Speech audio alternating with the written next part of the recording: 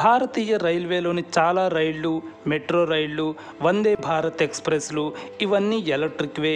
వీటిలో చాలా భాగం ఐరన్‌తోనే తయారవుతుంది. అలాంటప్పుడు వీటిలో ప్రయాణించే వారికి కరెంటు షాక్ కొట్టాలి కదా! అలా ఎందుకు జరగట్లేదు? ఈ రైళ్లు మనకు సేఫేనా? తెలుసుకుందాం. కరెంటులో ధనావేశం, రుణావేశం ఉంటుంది. వాటినే ప్లస్, మైనస్‌గా చెప్పుకుంటాం. ఇవి రెండు పోల్స్ లాంటివి. ఎప్పుడైనా కరెంటు ప్రవహించాలంటే అది తప్పనిసరిగా ఈ రెండు పోల్స్‌ని టచ్ చేయాలి. మనకు షాక్ కొట్టాలంటే మన బాడీ కొంత దూరంలో ఉన్న ప్లస్, మైనస్‌కి కనెక్ట్ అవ్వాలి. అంటే మనం ఒక చేత్తో ప్లస్ పోల్‌ని టచ్ చేస్తే మరో చేత్తో లేదా కాలితో మైనస్ పోల్‌ని ముట్టుకోవాలి. అప్పుడు మాత్రమే కరెంటు మన బాడీలో ప్రవహిస్తుంది. ఒక్కోసారి మనం కరెంటు తీగను ముట్టుకున్నప్పుడు మనకు షాక్ కొడుతుంది. ఎందుకంటే భూమిపై ఉండే వాతావరణం ప్లస్ పోల్ లాంటిది, భూమి ఉపరితలం మైనస్ పోల్ లాంటిది.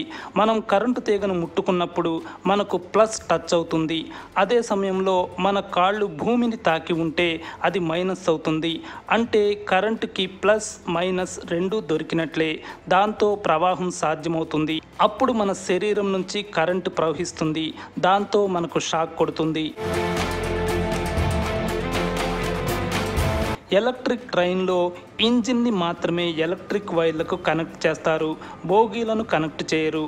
అయితే ఇంజిన్కి బోగీలకు మధ్య లింక్ ఉంటుంది కాబట్టి బోగీల్లో కూడా కరెంటు ప్రవహిస్తుంది కదా అనే డౌట్ మనకు రావచ్చు. అది నిజమే, బోగీల్లో కూడా కరెంటు ప్రవహించే ఛాన్స్ ఉంటుంది. కానీ ఇక్కడ టెక్నిక్ ఉంది. రైలు ఇంజిన్, బోగీలు అన్నింటికీ ప్లస్ మాత్రమే ఉంటుంది, మైనస్ ఉండదు. రైలు పైన ఉండే కరెంటు తీగ ప్లస్ అన్నమాట. మైనస్ అనేది భూమి ఉపరితలం. అందువల్ల పైనుంచి వచ్చే కరెంటును డైరెక్ట్గా పట్టాల నుంచి భూమికి కనెక్ట్ అయ్యేలా చేస్తారు. ఇందుకోసం ప్రత్యేక మెషిన్ ఉంటుంది. అందువల్ల కరెంటు ప్రవాహం ఆ యంత్రం ద్వారా సాగుతుంది. కరెంటు ప్రవాహం ఆ మెషిన్ ద్వారానే ఎందుకు వెళ్తుంది? బోగీల వైపు కూడా వెళ్ళొచ్చు కదా అనే మరో డౌట్ మనకు రావచ్చు. ఇక్కడ మరో టెక్నిక్ ఉంది. కరెంటు ఎప్పుడు వీలైనంత వేగంగా వెళ్ళే మార్గాన్ని వెతుక్కుంటుంది. అంటే ప్రవాహంలో ఎలాంటి అవరోధాలు ఉండకుండా చూసుకుంటుంది. రైల్లోని మెషిన్ కరెంటును వేగంగా భూమికి చేరేలా చేస్తుంది. ఆ మార్గం కాకుండా మరే మార్గంలో వెళ్ళినా ఆలస్యమవుతుంది. అందువల్ల కరెంటు ఆ యంత్రం ద్వారానే వెళ్తుంది. ఈ కారణంగా రైల్లో ఉన్నవారికి కరెంటు పాస్ అవ్వదు.